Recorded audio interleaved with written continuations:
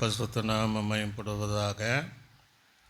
இன்றைக்கு மீண்டும் மலை பிரசங்கத்தில் நாம் தியானிக்க போகிறோம்.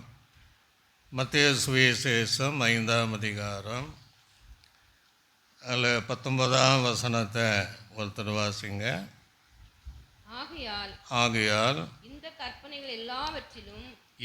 கற்பனைகளில் எல்லாவற்றிலும் சிறிதான ஒன்றை மீறி அவ்விதமாய் மனுஷனுக்கு போதிக்கிறவன் பரலோக ராஜ்யத்தில் எல்லாரிலும் சிறியவன் எனப்படுவான்.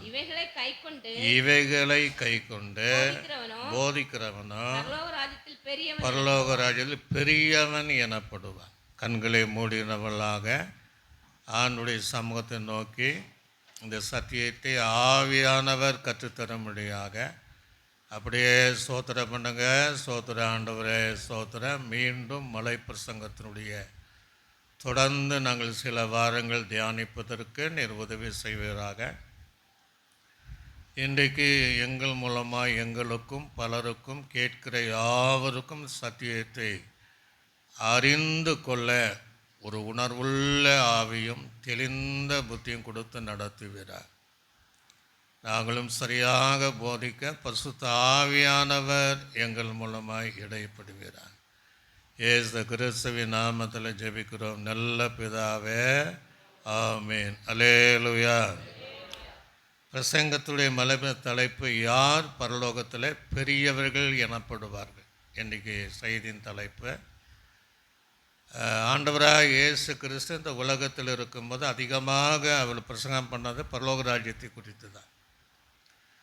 ஏன்னா அதுதான் முக்கியம், அதுதான் மேன்மை என்பதை அறிந்து இந்த மலை பிரசங்கம் மாத்திரமல்ல, தேவாலயங்கள் இருந்தாலும் பரலோக ராஜ்யத்துக்குரிய அநேக சத்தியங்களை சீசர்கள் மாத்திரமல்ல சந்திக்கிற எல்லா ஜனங்களுக்கும் அதை உபதேசமாக சத்தியமாக பிரசங்கித்து வந்த இயேசு கிறிஸ்து இந்த இடத்துல அதுதான் சொல்கிறார். இன்றைக்கி பரலோக ராஜ்யத்துக்குரிய அநேக சத்தியங்கள் நம்ம எங்கும் கேட்க முடியல. வருகை குறித்ததான சத்தியத்தையும் கேட்க முடியல. அப்படியே கேட்டாலும் தவறான சில காரியங்களை தான் நம்ம கேட்க முடிகிறது. அந்த காலத்தில் இருக்கிற தேவ பிள்ளைகள் பரலோக ராஜ்யத்தினுடைய சிந்தனையாக இருப்பாங்க. பரலோக ராஜ்யத்துக்கு நிறைய பேரெல்லாம் இருக்குது. பரலோக குடியிருப்புன்னு ஒரு பேர் இருக்குது, விசேஷித்த வாசஸ்தலம் என்கிற பேர் இருக்குது, நித்திய வாசஸ்தலம் என்று பேர் இருக்குது. என் பிதாவின் வீட்டில் அநேக வாசஸ்தலம் இருக்குது என்று இயேசு சொல்கிறாரு. குமாருடைய ராஜ்யம் என்று இருக்குது. இப்படி நிறைய அர்த்தம் உள்ள வார்த்தைகள் இருக்குது. வெளிப்படத்தில் விசேஷத்தில் நம்ம எல்லாம் தியானிச்சுட்டே நம்ம போனால் நேரம் ஆகிடும். வெளிப்படத்தில் விசேஷத்தில் வாசிக்க வேண்டாம். 21:1-2 3 காரியம் சொல்கிறார். யோவான் பார்க்கிறார், புதிய வானம் புதிய பூமி புதிய எருசலேம் என்று பரலோக ராஜ்யத்தை குறித்து 3 விதமான காரியங்களை அவன் ஆவியானவரால் எழுதப்படுவதை பார்க்க முடிகிறது. ஒரு அலைய சொல்களே லூயா, கத்தமாதா சொல்களே லூயா. பரம எருசலேம் என்று எத்தனையோ பேர் இருந்தாலும் மொத்தமாக இதுக்கு ஒரு வார்த்தையை நம்ம சொல்வோம் என்றால் இது பிதாவினுடைய ராஜ்யம். அல்லேலூயா சொல்களே லூயா. என்ன ராஜ்யம்? பிதாவின் ராஜ்யம். அதில் எல்லாமே நமக்கு அடங்கிடும். சீசர்கள் இயேசு இடத்துல கேட்கும்போது, எப்படி நாங்கள் ஜெபம் பண்ணோம், எங்களுக்கு ஒரு ஜெபத்தை கற்றுத்தாங்க. அப்போ ஒரு மாதிரியான ஜெபம், ஒரு மாடலை கற்றுக் கொடுத்தார். அந்த ஜெபத்தில் என்ன ஜெபம்? பரமண்டலத்திற்கிற எங்கள் நாமம் ஒரு ராஜ்யம். அப்போ யாருடைய ராஜ்யம்? பிதாவின் ராஜ்யம். இந்த பிதாவின் ராஜ்யம்தான் அத்தனை அர்த்தம் உள்ள அந்த ஆசீர்வாதத்தை அந்த பிதாவின் ராஜ்யத்திற்குள்ளாக தேவன் வைத்திருக்கிறார். அல்லேலூயா. அதுக்கு 1000 பேர்கள் வேதத்தில் நம்மளுக்கு வர்ணிக்கப்பட்டு அது விசேஷமாக எழுதப்பட்டிருந்தாலும் அதுக்கு பிதாவின் ராஜ்யம் என்கிற ஒரு பேர் இருக்கிறது. நீங்கள் 1 கொரிந்தியர் நிருபத்தில் கூட 15ஆம் அதிகாரம் 24 வசனத்தை கூட வாசிங்க. 1 கொரிந்தியர் 15 24 வசனம். அதன் பின்பு முடிவு உண்டாகும். அப்பொழுது அவர் சகல துரைத்தனத்தையும், நல்லா கவனிச்சுக்கோங்க, எல்லாம் முடிவு உண்டாகும். அப்போ முடிவு உண்டான ராஜ்யம் வரணும். அப்போ சகல துரைத்தனத்தையும், சகல அதிகாரத்தையும் வல்லமையையும் பரிகரித்து, நல்ல கவனிக்க, வல்லமையும் பரிகரித்து தேவனும் பிதாவுமா இருக்கிறவருக்கு ராஜ்யத்தை ஒப்பு கொடுப்பார். ஒரு அலேலுயா. அப்போ பிதா வேற குமாரன் வேறனால தேவனும் பிதாவுமா இருக்கிற அந்த இயேசு கிறிஸ்துவுக்கு இந்த ராஜ்யத்தை ஒப்பு கொடுப்பார் என்று எழுதப்படுகிறது. இயேசு கிறிஸ்து இந்த உலகத்தில் இருக்கும்போது எடுத்தோன்னா என்ன பிரசங்கம் பண்ணாருன்னா, பரலோக ராஜ்யத்துக்கு கூட தான் பிரசங்கம் பண்ணார். எப்படி? மனம் திரும்புங்கள், பரலோக ராஜ்யம் சமீபமாக இருக்குன்னார். ஒரு அலையும் சொல்லலையா? அதுக்கு என்ன அர்த்தம்னா, மனம் திரும்பாதவளுக்கு பரலோக ராஜ்யம் தூரமாக இருக்குது, மனம் திரும்பினவர்களுக்கு பரலோக ராஜ்யம் ரொம்ப பக்கமாக இருக்குன்னார். இப்போ அன்றைக்கு அந்த பிரசங்கத்தை அந்த இயேசுனுடைய அந்த பிரசங்கித்தாருன்னா, இன்றைக்கு எவ்வளவு சமீபமாக இருக்கு என்பதை நாம் அறிந்து கொள்வேன். ஆண்டுடைய வருகை வெகு சீக்கிரமாய் அது சமீபமாக இருக்கு என்பதை ஆவிக்குரியவைகள் அறிந்து கொள்ள வேண்டும். அப்போது மனம் திரும்பினவளுக்கு அந்த பரலோக ராஜ்யம் சமீபமானார். அதுக்கு பின்னாடி என்ன சொன்னார்? நீங்கள் முதலாவது பரலோக ராஜ்யத்தின் நீதி என்ன செய்யுங்க, தேடுங்கள் என்று சொன்னார். தேடினா இவைகளெல்லாம் கூட என்ன செய்யப்படும், கொடுக்கப்படுங்கண்ணா. ரெண்டாவது என்ன செய்ய சொன்னார்? நீ தேடணும். ஒரு புதையலை தேடுவதை போல, முத்துக்களை தேடுவதை போல, பொக்கிஷங்களை தேடுவதை போல பரலோக ராஜ்யத்தை, அந்த சமீபமாக இருக்கிற அந்த பரலோக ராஜ்யத்தை நீ தேடணுங்கிறார். அல்லேலூயா. உன் முழு இருதயத்தோடு நீ தேடணுங்கிறார். ஆக தேவன் கற்றுக்கொண்டு தருகிற அந்த சத்தியத்தை நாம் அறிந்து கொள்ள எப்படி தேடணும்? வேதத்தின் மூலமாக, வேத வசனத்தின் மூலமாக பரலோக ராஜ்யத்தினுடைய சத்தியங்களை, ரகசியங்களை, மேன்மையானவைகளை நாம் போய் அனுபவிக்கிற அந்த இடத்தை வேதத்தின் மூலமாக, சத்தியத்தின் மூலமாக நம்ம தேடுகிறவளாக நாம் இருக்க வேண்டும். அல்லேலூயா. கைகளை உயர்த்தி ஒரு அல்லேலூயா. எப்படி இருக்கணும்? ஃபஸ்ட்டு சமீபமாக இருக்குது. ரெண்டாவது என்ன செய்யணும்? தேடணும். தேடுகிறவளாக இருக்கு. மூன்றாவது நிக்கோதேமுக்கு ஒரு வார்த்தை சொன்னார். என்ன சொன்னார்? எப்பா, அவன் ஒரு ஊழியக்காரன் தான். நிக்கோதேம் பாஸ்டர், இஸ்ரவேலின் போதகன், காலத்தில் வந்தான்.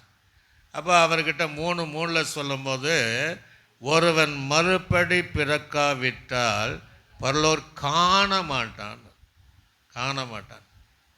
அப்போ என்ன சொல்கிறாரு? நீ மறுபடி பிறந்தால் பரலோக ராஜ்யத்தை பார்க்கலாங்கிறார். ஒரு அல்லேலூயா. கைகளை சொல்லுங்களேலூயா. மோசே கானானை பார்த்ததை போல மறுபடி பிறப்பின் அனுபவத்தின் மூலமாக, முதல் சொல்கிறாரு சமீபமாக இருக்குன்ட்டாரு, இப்போ தேடுங்கிறாரு. தேடினா இப்போ நம்ம காண முடியும். எப்படி காண முடியும்? மறுபடி பிறந்தால் அந்த பரலோகத்தை காண முடியுங்கிறாரு. அல்லேலூயா. 3:5 என்ன சொல்கிறாருன்னா, மீண்டும் சொல்கிறாரு, ஒருவன் ஆவியினாலும் ஜலத்தினால் பிறக்கவில்லை என்றால் மெய்யாகவே சொல்கிறேன், நீ பரலோகத்தை பிரவேசிக்க மாட்டேன்ட்டு.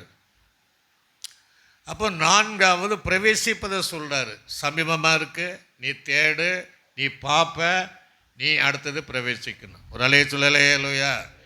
இப்போ நம்ம பிரவேசிக்கிற அந்த கட்டத்தில் இருக்கிறோம், பிரவேசிக்கிற அந்த சூழ்நிலை இருக்கிறோம். அப்போது ஆவியினாலும், ஜலத்தில் மாத்திரமல்ல, ஆவியினாலும் ஜலத்தினாலும் ஒருவன் பிறக்கலை அப்படின்னா அந்த பரலோக ராஜ்யத்துக்குள்ளே அவனால் பிரவேசிக்க முடியாது. அல்லேலூயா. ஒருவேளை அவர்கள் பரலோக ராஜ்ய சத்தியங்களை பேசுகிறவர்களாக இருந்தாலும், அல்லது அந்த சத்தியத்தை கேட்கிறவளாக இருந்தாலும், அதை அறிந்தவளாக இருந்தாலும், அதன் மேல் வாஞ்சை உள்ளவளாக இருந்தாலும், அதன் மேல் தவிப்பாத தாகமுள்ளவளாக இருந்தாலும் அதற்குள்ளாக அவர்கள் பிரவேசிக்க முடியாது. ஆக ஆவியினாலும் ஜலத்தினாலும் பிறக்கிறவள் மாத்திரம்தான் அந்த பரலோக ராஜ்யத்திற்குள்ளாக பிரவேசிக்க முடியுங்கிறார். அல்லேலூயா. இயேசு இந்த உலகத்தில் இருக்கும்போது இப்படிப்பட்ட சத்தியங்களை ஆண்டவர் நமக்கு கற்றுத் தந்திருக்கிறார். ஆக இன்றைக்கும் அதை கற்றுத்தருகிறார். இந்த மலை பிரசங்கம் முழுவதும் அதுதான், பரலோக ராஜ்ய சத்தியங்களை, பரலோக ராஜ்யத்திற்கு போகக்கூடிய ஏணிப்படிகளை, படிக்கட்டுகளை, எத்தனையோ செய்தி நம்ம கேட்டிருக்கிறோம். இன்றைக்கும் அதை தான் ஆண்டவர் பேசுகிறாரு. அந்த பரலோக ராஜ்யத்தில் எப்படி இருப்பாங்க அந்த சாணத்தை சொல்கிறார். அதை தான் நமக்கு அது இயேசுவே சொல்கிறார். ஆக பெரியவங்களாக இருப்பாங்க, சிறியவர்களாக இருப்பாங்க. அப்படி வேதத்தில் வாசிக்கும் போது பெரியவன் ஒரு பதம், இன்னொரு இடத்துல மிகவும் பெரியவன். அல்லேலூயா. சிறியவன் மிகவும் சிறியவன் என்று வேதத்தில் எழுதப்பட்டிருக்கு. அப்போ அந்த சாணத்துக்குரிய சத்தியங்களை நான் பரலோக ராஜ்யத்தில் பெற்றுக்கொள்ள வேண்டும். அது ஆண்டவர் அந்த சாணத்தை குறித்து இல்லைன்னு கூட சொல்லவில்லை. அங்கே நீங்கள் ஒரு வசனத்தை நான் வாசிக்கும் போது மத்தேயு சுவிசேஷம் 20ஆம் அதிகாரம் 20ஆம் வசனம் முதல் 23வது யாக்கோபு யோவானுடைய தாயாரும் பரலோக ராஜ்யம் வரும்போது அந்த 2 பேருக்கு என்ன சாணத்தை கேட்கிறாரு, வாசித்து பாருங்க. அப்பொழுது செபுதேலின் குமாரனாகிய தாய் தன் குமாரனோடு அவரிடத்தில் வந்து அவரை யார இயேசுவை பணிந்து கொண்டு உம்மிடத்தில் நாங்கள் ஒரு விண்ணப்பம் பண்ண வேண்டும் என்றால் அவர் அவளை நோக்கி உனக்கு என்ன வேண்டும் என்று கேட்டார். அதற்கு அவள் உம்முடைய ராஜ்யம், அந்த பிதாவின் ராஜ்யம், உம்முடைய ராஜ்யத்தில் என் குமாரனாகிய இந்த 2 பேர், யாக்கோபு செபுதேலின் குமாரனா யாக்கோபுக்கும் இந்த யோவானுக்கு 2 பேருக்கும் ஒருவன் வலது பர்சத்திலும் ஒருவன் உம்முடைய இடது பர்சத்திலும் உட்கார்ந்து இருக்கும்படி அருள் செய்ய வேண்டும் என்று கேட்கிறார். ஒரு அல்லேலூயா. ஆண்டவர் அது இல்லைன்னு சொல்லலை. பரலோகத்தில் அப்படியெல்லாம் இல்லாமல் அந்த போஸ்டிங் கிடையாது, அந்த தகுதி கிடையாது, எல்லாருக்கும் தகுதின்னு சொல்லவே இல்லை. அதுக்கு பின்னாடி அவர் என்ன சொல்றாரு வாசிங்க. இயேசு பிரதித்திரமாக நீங்கள் கேட்டுக்கொண்டது இன்னதென்று உங்களுக்கு தெரியவில்லை. நான் குடிக்கும் பாத்திரத்தை நீங்கள் குடிக்கவும் நான் பெறும் ஸ்நானத்தை நீங்கள் பெறவும் உங்களுக்கு கூடுமா என்றால் கூடும் என்றால் அவர் அவளை நோக்கி என் பாத்திரத்தில் நீங்க குடிப்பீர்கள், நான் பெறும் ஸ்நானத்தையும் பெறுவீர்கள். ஆனாலும் என் வலது பர்சத்தில் உட்கார்ந்திருக்கும்படி என் பிதாவினால் எவர்களுக்கு இது ஆயத்தமாக்கப்பட்டிருக்கிறதோ ஒரு அவர்களுக்கே அல்லாமல் மற்ற ஒருவருக்கும் அது அல்லேன்றார். ஒரு அலை சொல்லலையா. அது இல்லைன்னு சொல்லலை, அது இருக்கு. ஆனால் அந்த சாணத்தை தருவது பிதாவாகிய தேவன் யாருக்கு அதை அருளுகிறாரோ அதன்படி அவர் செய்வார். அல்லேலூயா. அதுதான் இந்த வசனத்தில் வாசிக்கும் போது மத்திய 5ஆம் அதிகாரம் அந்த 19ஆம் வசனத்தில் வாசித்து பாருங்க. 5ஆம் அதிகாரம் 19ஆம் வசனம். ஆகையால் நல்ல கவனிங்க, இந்த கற்பனை எல்லாவற்றிலும் சிறிதானதை ஒன்றை மீறி அவ்விதமாய் மனுஷனுக்கு போதிக்கிறவன் பரலோக ராஜ்யத்தில் எல்லாரிலும் சிறியவன் எனப்படுவான். இவைகளை கைக்கொண்டு போதிக்கிறவனோ பரலோக ராஜ்யத்தில் பெரியவன் எனப்படுவான். அல்லேலூயா. அவன் அளிக்கும் பலன் என்னோடு வருகிறான். பரலோக ராஜ்யத்தில் சில சாணங்களை வைத்திருக்கிறான். அப்போ இதை நாம் பெற்றுக்கொள்ள வேண்டும் என்றால் எப்படி பெற்றுக்கொள்ள முடியும் அப்படின்னா, சிறியவர், மிகவும் சிறியவர், அல்லது பெரியவர், மிகவும் பெரியவர் என்கிற வசனங்கள் இருக்கத்தான் செய்யும். இப்போது மத்தேயு சுவிசேஷம் 18ஆம் அதிகாரம் அங்கே 1ஆம் வசனம் முதல் 4ஆம் வசனம் வரைக்கும் நம்ம வாசிப்போம். அந்த வேளையிலே சீசர்கள் இயேசுவிடத்தில் வந்து பரலோக ராஜ்யத்தில் எவன் பெரியவனாய் இருப்பான் என்று கேட்குறாங்க. ஒரு கேள்வி, இதே கேள்வி தான் அந்த வசனத்தில் இருக்கிற கேள்வி. பரலோகத்தில் யார் பெரியவர்களாய் இருப்பார்கள் என்கிற கேள்வி இயேசுவில் கேட்கும்போது, இயேசு ஒரு பிள்ளையை, ஒரு குழந்தை எடுத்துட்டு பிள்ளையை தம்மிடத்தில் அழைத்து அது அவங்க நடுவிலே நிறுத்தி, நீங்கள் என்ன செய்யணும்? மனம் திரும்பி இந்த பிள்ளையை போல, நடுவில் நிறுத்தின இந்த குழந்தை போல, இந்த பிள்ளையை போல ஆகாவிட்டால் பரலோக ராஜ்யத்தில் பிரவேசிக்க மாட்டீர்கள் என்று மெய்யாகவே உங்களுக்கு சொல்லுகிறேன். ஆகையால் இந்த பிள்ளையை போல தன்னை தாழ்த்துகிறவனேவனோ அவனே பரலோக ராஜ்யத்திலே அவன் பெரியவனாயிருப்பான். ஒரு சொல்லுகளே இல்லையா? இப்ப யார் பெரியவர்களாய் இருப்பார்கள் என்பதை ஆண்டவர் தெளிவாக கற்றுத்தருக்கிறார். இது ஆங்கில வேதாகமத்தில் நீங்கள் வீட்டில் போய் பார்த்து பாருங்க. பெரியவன் இல்லை, மிகவும் பெரியவன். அல்லேலூயா அல்லேலூயா. ஆக மிகவும் பெரியவனாக நாம் பரலோகத்தில் இருக்க வேண்டும் என்றால் நமக்கு என்ன தேவை என்றால் சொன்னால் தாழ்மையான சுபாவம் தேவை. அந்த சிறு குழந்தைக்குள் இருக்கிற தாழ்மையான சுபாவங்கள் நமக்கு தேவை. ஒருவேளை நாம் புருஷர்களைப் போல வளர்ந்திருக்கலாம், 50 வருடத்துக்கு மேலே ஆவிக்குரிய ஜீவன் செய்யலாம், நமக்குள்ளாக மேட்டிமையோ பெருமையாவைகள் இருந்தால் பரலோக ராஜ்யத்திலே பெரியவளாக இருக்க முடியாது. பரலோக ராஜ்யத்திலே மிகவும் பெரியவளாக இருக்க முடியாது. ஆக இந்த குழந்தையை போல தன்னை தாழ்த்துகிறவன், இந்த குழந்தையை போல இருக்கிறவன் அந்த பரலோக ராஜ்யத்தில் ஆங்கில வேதாகமத்தில் எழுதப்பட்டதை போல அவர்கள் மிகவும் பெரியவர்களாய் இருப்பார்கள். அல்லேலூயா. ஆக மிகவும் பெரியவர்கள் அந்தஸ்தை நமக்கு தருவது எதுனா நமக்குள் உண்டாகிற தாழ்மை. அந்த தாழ்மைக்கு தான் மேன்மையான உயர்வை தருகிறார். அந்த தாழ்மையான சுபாவத்திற்கு தேவன் கனமான ஒரு சாணத்தை தருகிறார். அந்த தாழ்மையான அந்த அனுபவத்திற்கு உயர்வான ஒரு இடத்தை தருகிறார்.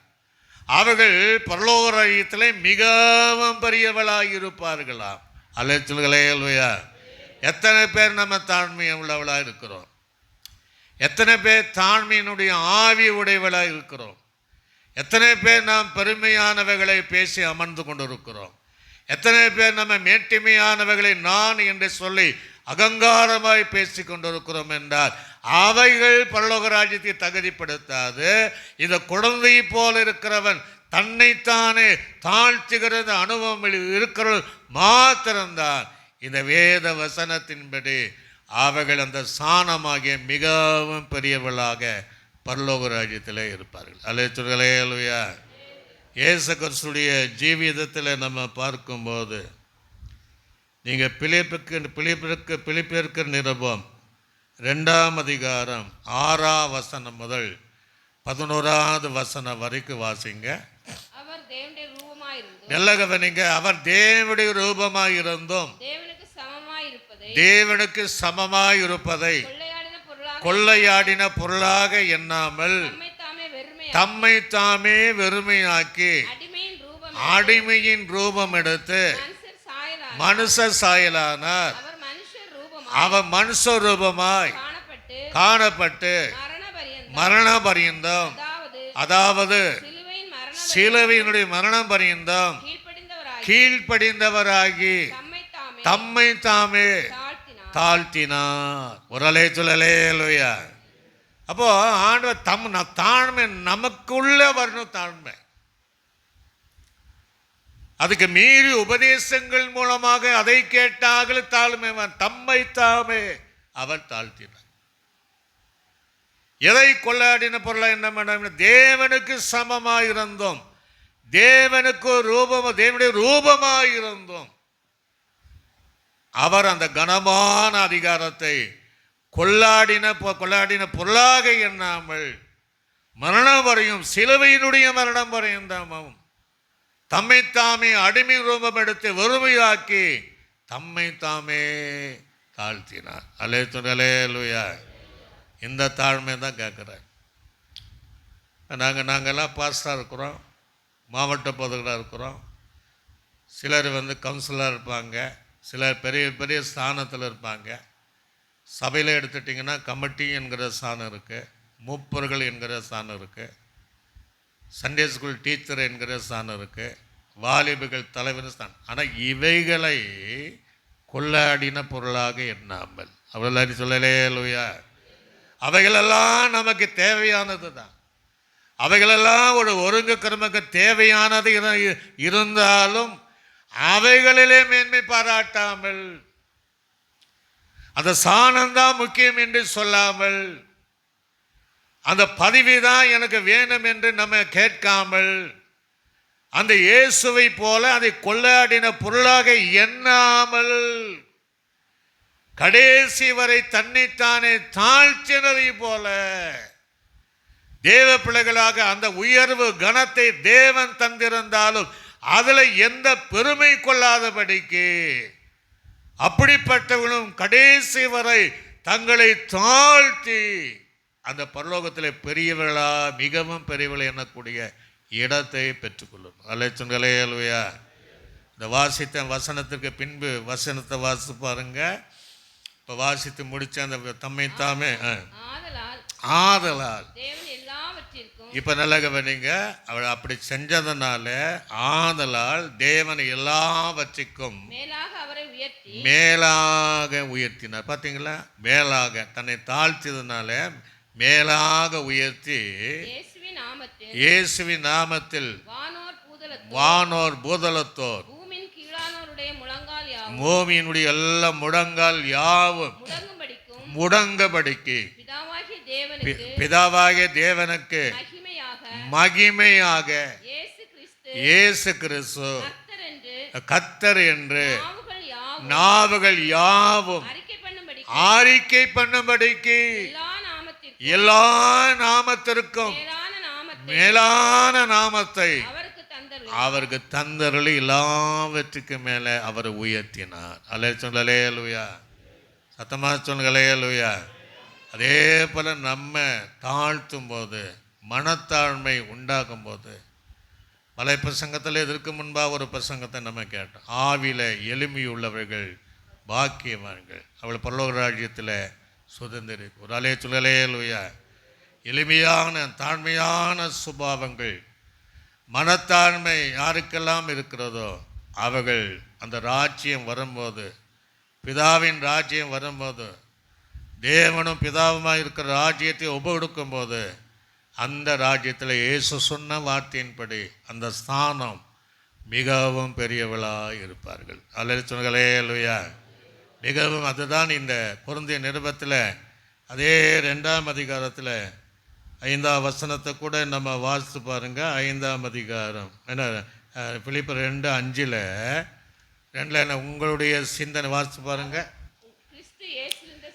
சிந்தையே உங்களில் இருக்க கடவுள்ன்ற என்ன சிந்தனை? தாழ்மையான சிந்தனை. நம்முடைய சிந்தனை விட எப்படி இருக்கணும்? மேட்டிமையான சிந்தனை இருக்கக்கூடாது, பெருமையானவர்களை பேசக்கூடாது. நம்ம சிந்தனை முழுவதும் தாழ்மையான சிந்தனை இருக்கணும். அல்லேலூயா. அப்படி தாழ்மையான எப்படி அப்படின்னா, சபையில் இருக்கக்கூடியவர்கள் நம்ம நிறைய பேர் இருந்தாலும் நீங்கள் இப்போ என்ன நினைக்கணும்னா, இப்போ உங்களை பக்கத்தில் உட்கார்ந்தவர்களை நீங்கள் என்ன நினைக்கணும்? என்னை காட்டிலும் இந்த சகோதரி மேன்மையானவள். ஒரு அல்லேலூயா. அப்போ அவங்க என்ன சொல்லணும்? அவங்கள பார்த்து அவங்களை நினைக்க உள்ளத்தில் என்னை பார்க்கலும் இந்த சகோதரி மேன்மையானவள். ஒரு அல்லேலூயா. சகோதரி என்ன சொல்லணும்? என்னை பார்க்கலும் இந்த சபையில வரக்கூடிய சகோதரன் மேன்மையானவன். அவங்க மாறி மாறி சபைகளில் ஒருத்தருக்கொத்தராக என்னை காட்டிலும் இவங்க மேன்மையானவர்கள் என்று சொல்ல சொல்ல எல்லாருக்குள்ள இந்த கிறிஸ்துவின் சிந்தனையாக அந்த தாழ்மை சுபாவம் நமக்கு வரும்போது அந்த தாழ்மையான சுபாவம் நம்மை தகுதிப்படுத்தி பரலோக ராஜ்யத்தில் மிகவும் பெரியங்கிற அந்தஸ்தை அது நமக்கு தருகிறது. அல்லேலூயா. நான் என்ன நினைக்கணும்? என்னை பார்க்கலும் சபையார் மேன்மை உள்ளவர்கள்.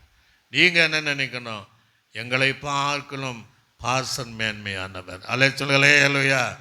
இப்படி சொல்லி சொல்லி சொல்லி வரும்போது நமக்குள்ளாக அந்த தாழ்மையான கிறிஸ்துவின் சுபாவம் வந்துவிடும்.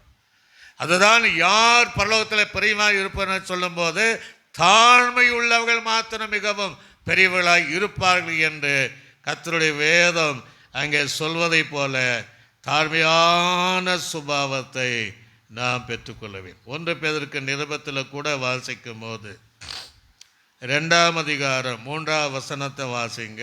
2ஆம் இப்படி அந்த தாழ்மலை எப்படி இருக்குன்னா புதிதாய் வளரும்படி புதிதாக அந்த தாழ்மை பிறந்த குழந்தைகளை போல திருவசனமாகிய களங்கமில்லாத ஞானப்பாலின் மேல் வாஞ்சியா இருக்கணுமா? ஒரு அலே சொல்லலையா? ஒரு குழந்தை எப்போது தாயின் பாலின் மேல வாஞ்சியா இருப்பதை போல நம்முடைய ஆவிக்குரிய வாழ்க்கையில தாழ்மை வளருவதற்காக களங்கமில்லாத ஞானமுள்ள அந்த களங்கமில்லாத பல ஆவிக்குரிய சத்தியங்களை கேட்டு அந்த சத்தியத்தை கேட்பதற்கு வாஞ்சி உள்ளவளாக நாம் வளர்வதற்கேற்ற வாஞ்சியோடு இருக்கணுமா? ஒரு அலை சொல்லலையா? அந்த தாழ்மையில் வளரக்கூடிய தேவ பிள்ளைகள் அப்படிப்பட்ட சிந்தனை உள்ளவளாக இருப்பார்கள். இன்னொரு வசனத்தை கூட நம்ம வாசித்து பார்ப்போம். நீதிமொழிகள் புஸ்தகம் அங்கே 29ஆம் அதிகாரம் 23ஆவது வசனத்தை வாசிங்க. 29, 23 நீதிமொழிகள் 29, 23.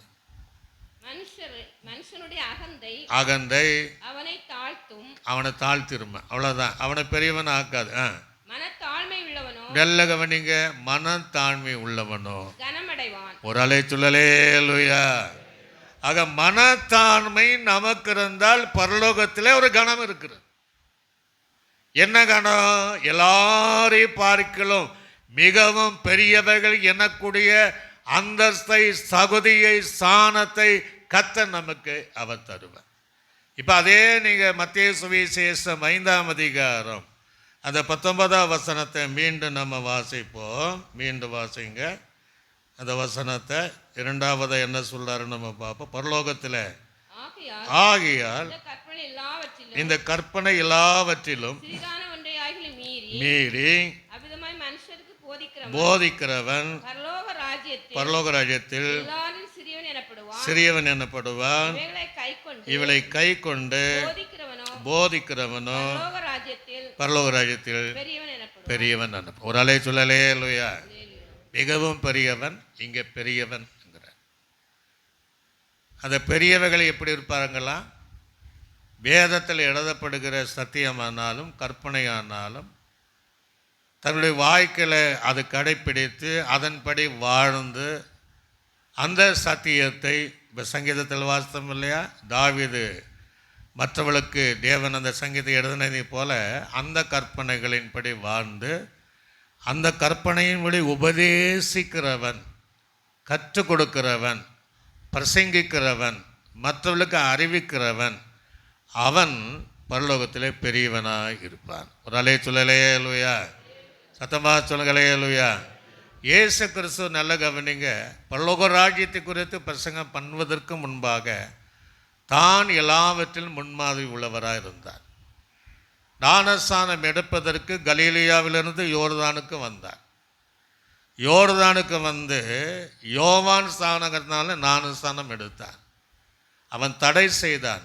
அதுக்கு ஆண்டு சொல்கிறாரு, இப்போ இடம் கொடுப்பா, எல்லா நீதியும் நிறைவேற்றது காரியம் நீ தடை பண்ணாத, ஞானஸ்தானம் கொடு என்று சொன்னார்.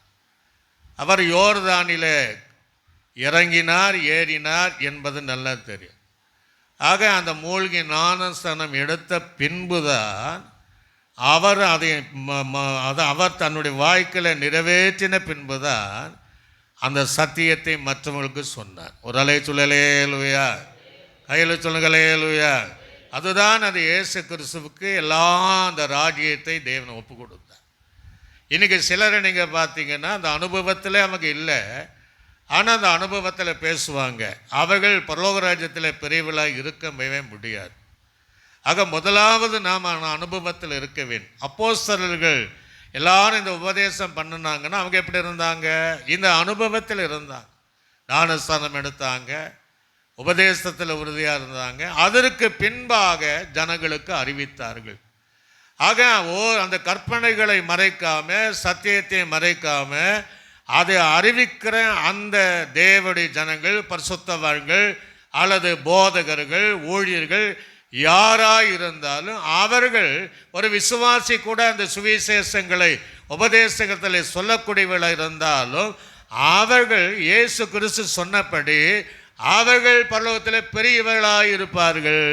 அலை சொல்லலேலுயா, மிகவும் பெரியவர்கள் அல்ல, அவருடைய பெரியவர்களாக இருப்பார்கள் என்று கர்த்தருடைய வேதம் நமக்கு சொல்லுவதை பார்க்க முடிகிறது. 1 கொரிந்தியருக்கு நிருபம் 9ஆம் அதிகாரம் 27வது வசனத்தை வாசிங்க. 1 கொரிந்தியர். பவுல் சொல்றான் பார்த்தீங்களா, மற்றவர்களுக்கு பிரசங்கம் பண்ணுகிற நானே ஆகாதவனாய் போகாதபடிக்கு என் சரீரத்தை ஒடுக்கி நான் கீழ்ப்படுத்துகிறேங்கிறான். ஏன்னா நான் சரியா இருக்கணும், நான் உபதேசத்தில் சரியா இருக்கணும். மற்றவர்களுக்கு நான் பிரசங்கிக்கிறேன், நான் உபதேசத்தில் சரியில்லைன்னா ஆக நான் அந்த உபதேசத்தில் சரியா இருப்பதற்கு என் சரீரத்தை நான் ஒடுக்கி நான் தேவனுக்குள்ளாக அதை வளருவதற்காக என்னை அர்ப்பணிக்கிறேன் என்று பவுல் சொன்னதை போல மற்றவங்களுக்கு பிரசங்கிக்கிறேன். நான் ஆகாதவன் என்று தள்ளிவிடாதபடி என்னை காத்துக்கொள்ளும்படி பவுலுடைய அர்ப்பணிப்பை போல தேவ பிள்ளைகளாக நம்ம பிரசங்கிக்கிற நானாக இருந்தாலும் பிரசங்கிக்கிற அநேகராக இருந்தாலும் அந்த அனுபவத்தில் இறந்து அதன்படி போதிக்கிறவர்கள், அந்த கற்பனைகள் சொல்லுகிறவர்கள், அவர்கள் பரலோக ராஜ்யத்தில் அவர்கள் பெரியவளா இருப்பாங்க. ஒரு ஆளே சொல்லலேலுயா, சத்தமாக தான் சொல்லுங்களேலுயா. அங்கே இன்னும் நம்ம அந்த வேத வசனத்தில் திமோத்திக்கு எழுதும் போது 1 தீமோத்தேயுக்கு எழுதின அந்த நிருபத்தில் 4ஆம் அதிகாரம் 16வது வசனத்தை வாசிங்க. உன்னை குறித்தும் உன்னுடைய அதை சொல்கிறேன், உன்னை குறித்து நீ எப்படி இருக்கிற, நீ சரியாக இருக்கிறாயா, ஆவிக்குரிய வாய்களை பிரசங்கிக்கிற நீ, உபதேசிக்கிற நீ சரியாக இருக்கிற, உன்னை குறித்தும் உன் உபதேசத்தை குறித்தும் எச்சரிக்கையாயிரு, இவைகளை நிலை கொண்டிரு. இப்படி செய்வாய் என்றால் உன்னையும் உன் உபதேசத்தை கேட்கிறவளை உன்னையும் உன் உபதேசத்தை கேட்கிறவளை ரட்சித்துக் கொள்வாய். அல்ல சொல்லுங்களேலுயா, சத்தமா சொல்லுங்களேலுயா. ஆக பரலோக ராஜ்யத்தில் பிறவின போதிக்கிறவர்கள் இந்த கற்பனைகளை உபதேசங்களை முழுமையாய் போதிக்கிறவர்கள், முழுமையாய் அதன்படி நடக்கிறவர்கள், வாழ்கிறவர்கள், கடைசி வரை அந்த சத்தியத்தில் நிலைத்து நின்று சத்தியத்திற்கு சாட்சியாய் இருக்கிறவர்கள், சத்தியத்தின்படி போதிக்கிறவர்கள், கஞ்சாடியாக அல்ல, முகதாட்சணையாக அல்ல, மனுஷனுக்கு பயந்து அல்ல, தேவனுக்கு பயந்து சத்தியத்தை வாங்குறவளாக விற்கக்கூடியவளாக அல்ல, அதன்படி பிரசங்கித்து வாழ்கிற அவர்கள் பரலோக ராஜ்யத்திலே பெரியவளாக இருப்பார்கள். அல்ல சொல்லுங்களேலுயா, கையில் சொல்லுங்களேலுயா. புதிய காலத்தினுடைய பூர்ண அந்த சர்க்குணராய் பூர்ண உபதேசத்துக்குள் இருக்கிறவர்கள் அவர்கள் மாத்திரம் அந்த பரலோக ராஜ்யத்தில் அவர்கள் பெரியவளாக இருப்பார்கள் என்று சொல்லப்படுது. அப்போஸ்தலர் நடபடிகள் 1ஆம் அதிகாரம் 2ஆம் வசனத்தை கூட வாசிங்க. அப்போஸ்தலர் நடபடிகள் 1ஆம் அதிகாரம் 2ஆம் வசனத்தை. அவர் எடுத்துக்கொள்ளப்பட்ட நாள் வரையும் செய்யவும் உபதேசிக்க தொடங்கின எல்லாவற்றையும் நல்ல ஆண்டவர் பவுல் அந்த நிர்பந்தம் செய்யவும் உபதேசிக்கவும் தொடங்கின எல்லாவற்றையும் குறித்து முதலாம் பிரபஞ்சத்தை உண்டு பண்ணினேன் என்று எழுதுகிறார். ஒரு அலை சொல்லலையா? அவர் செய்தவை, இந்த உலகத்தில் பிரசங்கித்தவை, உபதேசித்தவை எல்லாம் இந்த நடவடிக்கைகளில் நான் எழுதி வைத்தேன். ஆண்டவர் முன்மாதிரியாக இருந்தால் அதன்படி பிரசங்கித்தார். இன்றைக்கி அநேகர் அப்படி செய்வது இல்லை. ஆக அந்த கற்பனையின்படி போதிக்கிறவன், அதன்படி நடக்கிறவன், அவன் பரலோக ராஜ்யத்தில் அவன் பெரியவனாக இருப்பான் என்று கர்த்தருடைய வேதம் நமக்கு சொல்கிறது. இன்னும் நீங்கள் 3வது காரியங்கள் பார்த்தீங்கன்னா, பரலோக ராஜ்யத்தில் யார் சின்னவங்களாக இருப்பாங்க? மத்தேயு சுவிசேஷம் 11ஆம் அதிகாரம் 11வது வசனத்தை வாசிங்க. மத்தேயு சுவிசேஷம் 11ஆம் அதிகாரம் 11வது வசனம். ஸ்ரீனிடத்தில் பிறந்தவர்களின் நல்ல கவனிங்க, யோவான் ஸ்நானகனை பார்க்கிலும் பெரியவன் ஒருவனும் எழும்பினதில்லை. இது நான் கத்த பெரியவன் ஒருவனும் எழும்பினது இல்லை. ஆகிலும் சொல்றார் ஒரு வார்த்தை, நல்ல கவனிச்சுக்கணும். ஆகிலும் பரலோக ராஜ்யத்தில் சிறியவனா ஒருத்தர் இருக்கிறான். சிறியவனாய் இருக்கிறவன் யாரு? அவனிலும் சிறியவன், அவனிலும் யார? யோவான் ஸ்நானகனை பார்க்கிலும் அவன் பெரியவனாய் இருக்கு என்று உங்களுக்கு மெய்யாகவே சொல்லுகிறார். அல்லேலூயா சொல்லுங்களே அல்லேலூயா. அப்போ ஏன் ஆண்டவர் அப்படி சொன்னார் அப்படின்னா, பழையப்பட்ட காலத்துடைய அத்தனை பரிசுத்தவான்களும் பரலோகத்திலே சிறியவர்களாக தான் இருப்பாங்க. அல்லேலூயா சொல்லுங்களே அல்லேலூயா. புதிய பாட்டு பரிசுத்தவான்கள் பரலோக ராஜ்யத்தில் பெரியவர்களாக இருப்பாங்க. காரணம் என்ன? பழையப்பட்ட காலத்தின் உபதேசம் வேறு, புதிய காலத்தினுடைய உபதேசம் வேறு. பழையப்பட்ட காலத்தில் உபத்திரங்கள் இருந்தது, சோதனை இருந்தது, ஆண்டவரெல்லாம் தப்பி வச்சுட்டார். புதிய காலத்துடைய ஊழியங்கள் வித்தியாசமான ஊழியங்கள்.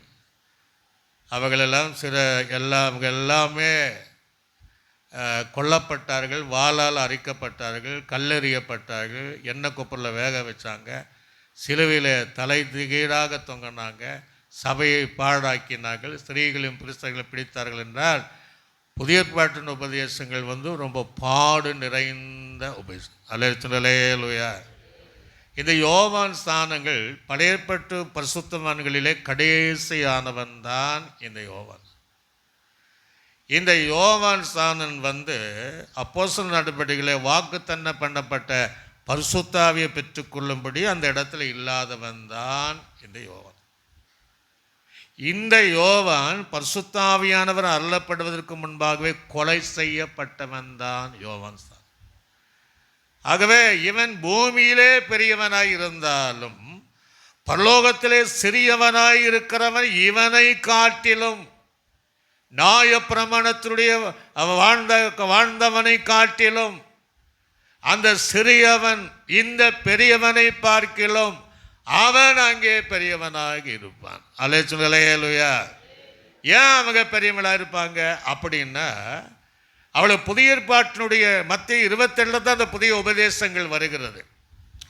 அந்த உபதேசத்தின்படி யோவான் ஸ்நானகத்துக்கு பின்னாடி தான் உபதேசம் வந்துச்சு.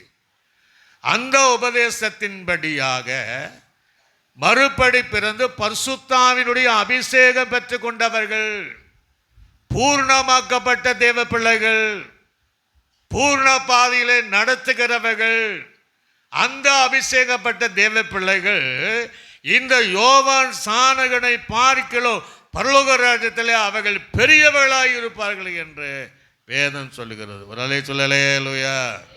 கைகளை வச்சு சொல்லுங்க பாப்பா, அல்லேலூயா. ஆக அங்கே அவர்கள் பெரியவர்களாக இருப்பாங்க. அதனால அபிஷேகம் ரொம்ப முக்கியம். ஒருவேளை நீங்கள் அபிஷேகம் பெறலைன்னா பரலோக ராஜ்யத்தில் நீங்கள் சிறியவளாக தான் இருப்பீங்க தவிர பெரியவளாக இருக்க முடியாது. அபிஷேகத்தை பெற்றுக்கொள்ளக்கூடிய தேவ பிள்ளைகளாக இருக்க வேண்டும். அபிஷேகம் இல்லாமல் நம்ம எதையும் நாம் செய்ய முடியாது. நிக்கோதேமுக்கு முன்னாடி நம்ம பார்த்தோம், முகவரையில் 3:5 வாசித்தோம், ஆவினாலும் ஜலத்தினாலே பிறக்கணும்ட்டாரு. பரிசுத்த ஆவியினுடைய அபிஷேகத்தினால பிறக்கணும், ஜலத்தினால பிறந்தாதான் அந்த பரலோக ராஜ்யத்துக்குள்ள நீ பிரவேசிக்க முடியும் என்று இயேசு சொன்னார். இயேசு கிறிஸ்து கூட கரையேறினுடனே புறாவை போல ரூபம் கொண்ட பரிசுத்த ஆவியானவர் அவர் மேல் இறங்கி அவரை அபிஷேகப்படுத்தினார். அல்லேலூயா. 120 பேர், இயேசுடைய தாய், இயேசுடைய சகோதரர்கள், அங்கே 120 பேர் நடுவில் பேதுரு பிரசங்கம் பண்ணும்போது மேல் வீட்டறையில் அவர்கள் அபிஷேகத்தை பெற்றுக்கொண்டவளாக இருந்தார்கள். அவர்கள் இந்த யோவான் ஸ்நானகனை பார்க்கலாம் அந்த பரலோக ராஜ்யத்தில் அவர்கள் பெரியவளாக இருப்பார்கள். அல்லேலூயா. ஆக பரிசுத்த ஆவியை பெற்றுக்கணும். லூக்கா சுவிசேஷத்தில் 11ஆம் அதிகாரம் 13வது வசனத்தை சீக்கிரமாக வாசிங்க. லூக்கா சுவிசேஷம் 11ஆம் அதிகாரம் 13வது வசனம். பொல்லாதவளாகிய நீங்கள் உங்கள் பிள்ளைகளுக்கு நல்ல ஈவுகளை கொடுக்க அறிந்திருக்கும் போது பரமபிதாவானவர் தம்மிடத்தில் வேண்டிக் கொள்கிறவர்களுக்கு பரிசுத்த ஆவியை கொடுப்பது அதிகமான நிச்சயம் அல்லவான்றார். அல்லேலூயா. அபிஷேகம் நமக்கு தேவை. அபிஷேகம் இல்லைன்னா பூமியிலே பெரியவளாக இருக்கலாம், பரலோக ராஜ்யத்துக்குள்ளாக நம்ம பிரவேசிக்கவே முடியாது என்பதை அறிந்து கொள்ள வேண்டும். இப்போ அதே நீங்கள் 5ஆம் அதிகாரம் மத்தேயு சுவிசேஷம் 19ஆம் வசனத்தை நீங்கள் வாசிங்க. மத்தேயு சுவிசேஷம் 5ஆம் அதிகாரம் 19. ஆகையால் கற்பனை எல்லாவற்றிலும் சிறிதானை ஒன்றை நல்ல கவனிங்க மீறி அவ்விதமாய் மனுஷருக்கு போதிக்கிறவன் பரலோக ராஜ்யத்தில் எல்லாரிலும் சிறியவனாய் இருப்பான். அல்லேலூயா. 2 சொல்றாரு. இந்த கற்பனையின்படி வாழ்ந்து மற்றவர்களுக்கு போதிக்கிறவன் பெரியவனாக இருப்பான். அந்த கற்பனையில் ஒன்றை மீறினா, ஒரே சத்தியத்தை 10 சத்தியம் இருக்குன்னு வச்சுங்கன்னா ஒன்றை மீறிட்டான், அவன் பரலோகத்துக்கு போக மாட்டான். அவனை பரலோகத்தில் எப்படி தான் இருப்பான்னா சிறியவனாக இருப்பான். அல்லேலூயா. நிறைய பேர் இந்த ஊழியத்தை செய்கிறாங்க. இன்னும் சிலர் இருக்கிறாங்க. எப்படி இருக்காங்கன்னா, ஆவிக்குரியவைகள் தங்கள் சபையில் பேசும்போது பார்த்திங்கன்னா சத்தியத்தை பேசுவாங்க. நீங்கள் தான் பரலோக ராஜ்யம் போவீங்க அப்படிங்கிறத அடித்து பேசுவாங்க. ஆனால் அந்த ஊழியருக்கு எல்லாரும் சொல்லலை. ஒரு சிலர், எனக்கு தெரிந்தவர்கள் ஒரு சிலர் வேறு சபைக்காக எங்கேயாவது கன்வென்ஷன் கூட்டத்திற்காக அவங்கள அழைப்பு போகும்போது அதை அங்கே பண்ண மாட்டாங்க. அவங்க என்ன சொல்லுவாங்கன்னா, அவங்க ரட்சிக்கப்படாதவர்கள் இருந்தாலும் நீங்களும் பரலோக ராஜ்யத்துக்கு போவீங்க. பெந்தகோஸ்து மாத்திரம்தான் பரலோக ராஜ்யம் போவாங்களா, நீங்களும் போவீங்க என்று தவறான உபதேசம் பண்ணுகிறவர்களும் பரலோக ராஜ்யத்தில் பிரவேசிக்க முடியாது. ஒரு அல்லேலூயா. இந்த பச்சோந்தி மாதிரி நிறமாறுகிற ஊழியராக இருக்கக்கூடாது. எல்லா இடங்களிலும் சத்தியத்தை தாராளமாக, ஒரு சத்தியத்தை கூட விடாமல், ஒரு கற்பனைகளை கூட குறைத்து பேசாமல், அது உள்ளதை உள்ளபடி பிரசங்கிக்கிறவனே மிகவும் பெரியவன் தவிர மற்றவர்கள் பரலோக ராஜ்யத்தில் சேரவே முடியாது. அல்லேலூயா. முந்தின சபையில் எனக்கு ரட்சிக்கப்பட்ட ஒரு வாலிபன், ஒரு கன்வென்ஷன் பிரசங்க, பேர் சொல்ல விரும்பலை, அவர் இவர் எப்படியாவது சபைகளுக்குன்னு கூப்பிட்டாரு. நான் சொன்னேன், நானுமா இருந்துக்கேன் அப்படின்னேன். ஆவிக்குரியவர் தான் அவர். சன்னி கூட்டத்தை முடித்தேன், ஓட்டம் தானே போ அப்படின்னேன். அப்போ அடிக்கடி இவனுக்கு அட்வைஸ் பண்ணுவேன், பாஸ்டர் இப்படியெல்லாம் என்னை கூப்பிடுறாரு, நானம்மா இருந்துக்கேன் அப்படின்னேன். கடைசி அவனுக்கே ஒரு புத்தி வந்தது. ஏன்னா ஒரு பேர்க்கர் சபையில் ஒரு கன்வென்ஷன் கூட்டம், அங்கே போய் பிரசங்கம் பண்ணியிருக்கிறாரா, பெந்தகோஸ்துக்காரன் வந்தால் பரலோகம் நீங்களும் என்ன செய்வீங்க, பரலோக ராஜ்யம் போவீங்க என்று பேசும்போது அப்போ தான் நினச்சாரான், நம்ம இவர் கூட இனிமேல் இருக்கக்கூடாது. ஒரு அலே சொல்லலேலுயா. ஏன்னா அந்த இடத்த அப்போ இப்படி தான் நிறைய பேர் என்ன செய்கிறாங்கன்னா, சத்தியத்தை பேசாமல் ஏதோ பணம் கிடைக்கும் இன்னொரு முறை அழைப்பார்கள் என்று மேல்மூட்டமாய் போச்சு. கற்பனைகளை குறைத்து சத்தியத்தை பேசுகிற எப்பேற்பட்டவளாக இருந்தாலும் அந்த பரலோக ராஜ்யத்தில் பிரவேசிக்கவே முடியாது. அலே சொல்லுங்களேலுயா. அதுதான் இந்த வேதம் சொல்லுகிறது. கற்பனைகளிலே சரியாக இருக்க வேண்டும். மத்தேயு சுவிசேஷத்தில் 15ஆம் அதிகாரம் 6ஆம் வசனத்தை கூட வாசிங்க. மத்தேயு 15:6. உங்களுடைய பாரம்பரியத்தினாலே தேவனுடைய கற்பனைகளை அவமாக்கிட்டீங்க. எப்படி பரலோக ராஜ்யம் போவாங்க? உங்களுடைய பாரம்பரியத்தினாலே தேவனுடைய கற்பனை அவமாக்கிட்டீங்க. 9ஆவது வசனத்தை கூட வாசிங்க. 9. மனுஷுடைய கற்பனை தேவனுடைய கற்பனை அவமாக்கியாச்சு. இப்ப மனுஷுடைய கற்பனைகளை உபதேசங்களாக போதித்து வீணாய் எனக்கு ஆராதனை செய்கிறார்கள் என்று ஏசாயா தீர்க்கதரிசி நன்றாய் சொன்னாரு. அல்லேலூயா. 2 கற்பனை சொல்றாரு. ஒன்று தேவனுடைய கற்பனை, நீங்க அவமாக்கிட்டீங்க. இன்னொன்று மனுஷனுடைய கற்பனையை கவனமாய் உபதேசம் பண்றீங்க. ஒரு அலை சொல்லலேலுயா. சத்தமா சொல்லுங்களேலுயா. ஆக தேவனுடைய கற்பனை மீறியும் உபதேசிக்காதவன் மனுஷனுடைய கற்பனைகளை உபதேசிக்கிறவனும் பரலோக ராஜ்யத்தில் சேரவே முடியாது. அலே சொல்லுங்களேலுயா. கற்பனைகளை கை கொள்ளணும், கற்பனையின்படி வாழணும். கற்பனையின்படி அநேகருக்கு போதிக்கிற தேவ பிள்ளைகள் மாத்திரம் என்ன செய்வாங்கன்னு போவாங்க. யாக்கோபுக்கு நிருபம் 3ஆம் அதிகாரம் 1ஆம் வசனம் மடமடான வாசிக்கணும். யாக்கோபு என் சகோதரரே, அதான் சொல்ற, அதிக ஆக்கினை அடைவோம் என்று அறிந்து உங்களில் அநேக போதகர்கள் ஆகாது இருப்பீர்கள் என்கிற. ஏன் சொல்றாரு? நீ போதகனானா சத்தியத்தை பேசு. நீ போதகன் என்று சொல்லிக்கூட சத்தியத்தை பேசலன்னா நீ போதகரே நீ இருக்க வேண்டாம். நீ அநேக ஆகினை தீர்ப்புக்கு உட்படுவாய். அதனால அது தேவையில்லை என்று சொல்றார். நீ போதகனாக இருந்தால் போதிக்கிற விஷயத்தில் சத்தியத்தில் உபதேசத்தில் வேதத்தின்படி கர்த்தர் கற்றுக் கொடுத்த இயேசு முன்மாதிரியாய் வைத்து போன அந்த உபதேசத்தை நீ பிரசங்கம் பண்ணுங்கிறார். அல்லேலூயா. உண்மையிலே நிறைய பேர் நரகத்திற்கு பரிசுத்த ஊழியரும் போவாங்க. கடைசி நாளில் பைபிள் இருக்கு, என் சம்பத்தும் சேர்க்கும் நாளிலே நான் என்ன செய் கர்த்தருக்கு தேவனுக்கு ஊழியம் செய்கிறவனுக்கும் ஊழியம் செய்யாதவனுக்கும் வித்தியாசத்தை காண்பிப்பேன். அல்லேலூயா. ஆகவே நமக்கு மேலே ஊழியக்காரனுக்கு தந்த பொறுப்பு என்ன தெரியுங்களா? சத்தியத்தை பேசணும், உபதேசத்தை பேசணும். அப்படியே கண்டு காணாமல் செழிப்பான உபதேசத்தை பேசி விடுகிறது அல்ல. தேவன் தந்த பொறுப்பை கடைசி வரையும் பிரசங்கித்து அதன்படி வாழ்கிறவனே அது கற்பனையின்படி ஜீவிக்கிறவன் அங்கே பெரியவனாய் இருப்பான். அல்ல சொல்லுங்களேலுயா. 1 யோவானுக்கு எழுதின நிருபம் 1 யோவான் 5:3ஆம் வசனத்தை வாசிங்க. 1 யோவான் 5ஆம் அதிகாரம்.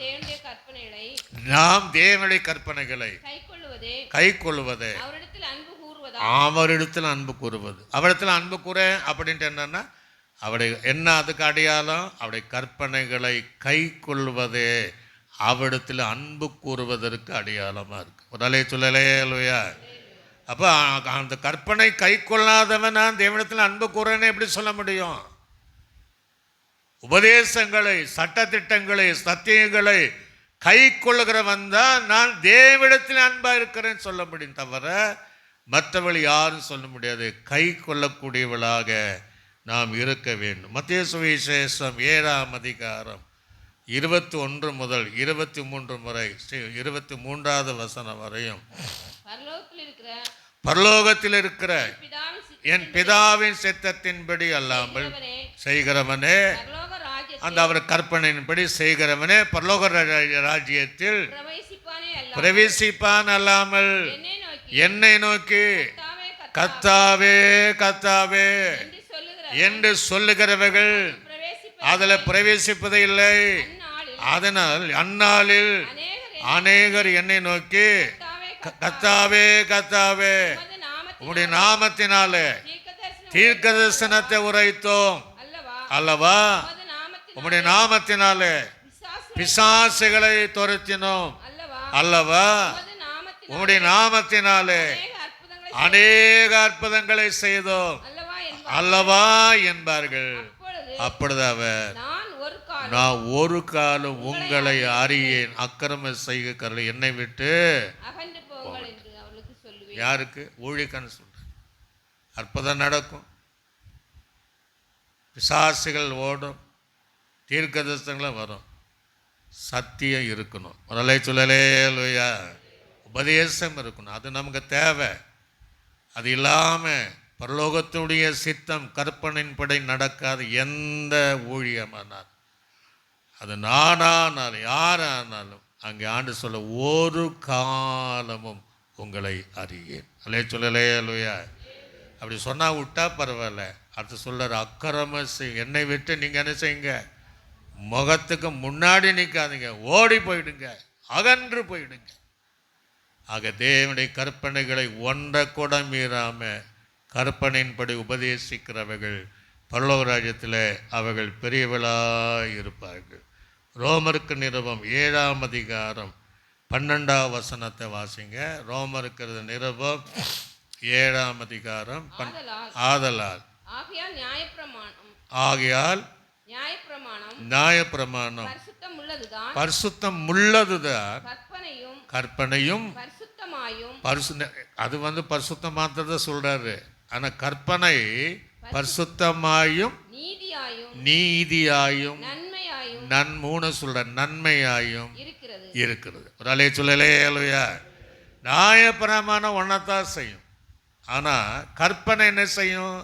நீதியும் நியாயத்தையும் நன்மையும் பரிசுத்தத்தையும் அது கொண்டு வருகிற கற்பனை. ஒரு அலைய சொல்லலையா. ஆக கற்பனை ரொம்ப முக்கியம், உபதேசம் முக்கியம், சத்தியங்கள் முக்கியம். அவைகள் தான் நம்மளை பரலோக ராஜ்யத்திற்கு அது நம்மை தகுதிப்படுத்துகிறது. 1 கொரிந்தியர் நிருபம் 7ஆம் அதிகாரம் 19ஆம் வசனத்தை கூட வாசிங்க பார்ப்போம். விருத்த சேதனமும் ஒன்றுமில்லை, விருத்த சேதனம் இல்லாமல் ஒன்றுமில்லை. தேவனுடைய கற்பனைகளை அதுதான் காரியம். எதுவுமே ஒன்று இல்லை. நீ அப்படியெல்லாம் விருத்த சேதனம் பண்ணிட்டு கற்பனைகளை கை கொள்ளவில்லை என்றால் என்ன காரியம்? அவைகளெல்லாம் இருந்தாலும் கற்பனைகளை கை கொள்ளுவதுதான் காரியம். அலைச்சுலையா, அதுதான் முக்கியம். அதன்படி வாழ்கிறவர்கள் அந்த பரலோக ராஜ்யத்தில் அவர்கள் பெரியவர்களாக இருப்பார்கள். அவர்கள் மிகவும் பெரியவர்கள் என்கிற அந்தஸ்தை அவர்கள் பெறுவார்கள் என்று சொல்லப்படுகிறது. நீங்கள் 2 யோவானுக்கு எழுதின நிருபத்தில் வாசிக்கும் போது 1ஆம் அதிகாரம் 2 யோவான் 1ஆம் அதிகாரம் இருக்குது. 9ஆம் வசனம் முதல் 11ஆவது வசனம் வரையும் நம்ம வாசிப்போம். வாசித்து பாருங்கள். 2 யோவானுக்கு நிருபம் 1ஆம் அதிகாரம் 9ஆம் வசனம் முதல் 11ஆவது வசனம் வரை. கிறிஸ்துவின் உபதேசத்தில் நிலைத்திராமல் மீறி நடக்கிற எவனும் தேவனை உடையவன் அல்ல. கிறிஸ்துவின் உபதேசத்தில் நிலைத்திருக்கிறவனோ பிதாவையும் குமாரனை உடையவன். ஒருவன் உங்களிடத்தில் வந்து இந்த உபதேசத்தை கொண்டு வராமல் இருந்தால் அவனை உங்க வீட்டிலே ஏற்றுக்கொள்ளாமலும் அவனுக்கு தோத்திரம் பண்ணாமலும் இருங்கள். அவர்களை தோத்திரம் பண்ணி வாழ்த்தல் சொல்லுகிறவர்கள் அவனுடைய துர்க்கிரிகளுக்கும் பங்குள்ளவளா இருப்பார்கள். ஒரு அலை சொல்லலையா. இந்த உபதேசத்தை ஏற்றுக்கொள்ளாதவளை நம்ம கன பண்ணக்கூடாதான். அவங்களுக்கு எந்த ஒரு தோத்திரமும் வாழ்த்து சொல்லக்கூட, அப்படியே சொன்ன அவங்க துர்க்கரிகளுக்கு நீங்க பங்காளியா இருப்பீங்க அப்படிங்கிறார். ஆக கற்பனைகள் மிக மிக மிக அவசியம். அந்த சத்தியத்தின்படி வாழ்கிற ஜனங்களாக நாம் இருக்க வேண்டும். 2 பேருக்கு நிருபம் 1ஆம் அதிகாரம் 10ஆம் வசனம் 11ஆம் வசனம் நம்ம முடிப்போம். 2 ஆகியார் சகோதரரே உங்களுடைய அழைப்பையும் தெரிந்து கொள்ளுதலையும் உறுதியாக்கும்படி ஜாக்கிரதையாயிருங்கள். இவைகளை செய்தால் ஒரு காலமும் இடறி விழுவது இல்லை. இவ்விதமாய் நம்முடைய கர்த்தரும் இரட்சகருமாகிய இயேசு கிறிஸ்துவினுடைய நித்திய ராஜ்ய உட்படும் பிரவேசம் உங்களுக்கு பரிபூர்ணமாய் அளிக்கப்படும். ஒரு அலை சொல்லலையா? இப்படி இருந்தானா அந்த பரலோக உட்பிரவேசிக்கிற அந்த ஆசீர்வாதம் உங்களுக்கு பரிபூர்ணமாய் அளிக்கப்படும் என்று கர்த்தருடைய வேதம் நமக்கு சொல்லுகிறது. கடைசியாக ஒரு வசனத்தை வாசித்து ஏசாயாவின் தீர்க்கதரிசி புஸ்தகம் 26ஆம் அதிகாரம் 2ஆம் வசனத்தை வாசித்து நம்ம முடிச்சிடலாம். நல்ல கவனிங்க. கற்பனைகளை சத்தியத்தை கை கொண்டு வருகிற நீதியுள்ள ஜாதி எங்க பரலோக ராஜ்யம் பிரவேசிப்பதற்காக வாசல்களை யாருக்குங்க வாசல் திறக்கப்பட்டிருக்கும்னா பரலோக ராஜ்யத்தில் சத்தியத்தை கை கொண்டுகிற ஜனங்களுக்கு வாசல்கள் திறக்கப்படும். சத்தியத்தை கை கொள்ளாதவர்கள் வாசல்கள் அடைக்கப்படும். ஆகவே அந்த சாணத்தை பெற்றுக்கொள்வதற்காக முதலாவது நமக்குள் இருக்கிற தாழ்மை நமக்கு ரொம்ப அவசியம். 2வது பரிசுத்தாவினுடைய பூரணமாக்கப்படுவதனுடைய பரிசுத்தாவினுடைய சகல சத்தியத்துக்குள் நடத்தப்படுவது அவசியம். 3வதாக கற்பனையெல்லாம் நாம் நடந்து அதை மற்றவர்களுக்கு போதிக்கிறவளாக நாம் இருக்க வேண்டும். கற்பனை சிறிதாலே ஒன்றை மீறினால் பரலோகத்தை இடமில்லை என்று இயேசுவே மலைப்பிரசங்கத்தில் செய்திருப்பதை போல ரொம்ப எச்சரிக்கையாய் கவனமாக நம்முடைய ஆவிக்குரிய வாழ்க்கையை நாம் ஜீவித்தால் நமக்காக அந்த பரலோக வாசலை திறக்கப்படும். அப்படியே எழும்பி நின்று ஆண்டு சமூகத்தில் ஒப்பு கொடுத்து இந்த வார்த்தைகளுக்காக ரீபாபா எல்லாம் கொஞ்ச நேரம் ஆலயலூயா ரீபாலாபா ஷக ரீபாலா எல்லா அந்நிய பாஷைகளை பேசி கொஞ்ச நேரம் அர்ப்பணிங்க. ஒருவேளை தேவராஜ்யம் வந்தால் நம்ம ராஜ்யத்துக்குள் பிரவேசிக்க முடியுமா? வாசல்கள் திறந்து இருக்க முடியுமா? அங்கே மிகவும் பெரியவளாக அந்த அந்தஸ்தை சாணத்தை பெற்றுக்கொள்ள முடியுமா? அல்லது பெரியவளாக இருக்க முடியுமா என்கிற அந்த ஆழமான சத்தியத்தை உணர்ந்தவளாக எல்லாம் ஒரு எல்லாம் ஆயத்தருங்க. Hallelujah hallelujah ரீபாலாபாபா. நன்றி தகப்பனே, நன்றி தகப்பனே, நன்றி தகப்பனே. எல்லாரோடைய இடைப்படுவீரா கேட்கிற அவரோடு இடைப்படுவீரார். பிதாவாகிய தேவனை நாம் சோதனை பண்ணுவோம். கர்த்தராகிய இயேசு கிறிஸ்துவை நாம் சோதனை பண்ணுவோம். சோதரம் நம்மை ஆற்றி தேற்றி வழிநடத்தின பரிசுத்த ஆவியானவரை நாம் சோதனை பண்ணுவோம். நல்ல ஆண்டவரே, இந்த ஆசீர்வதிக்கப்பட்டதான இந்த பகல் நேரங்களிலும் மீண்டும் மலை பிரசங்கத்தை தியானிப்பதற்கு ஆவியானவரை எங்களை நடத்திருக்கிறேன்.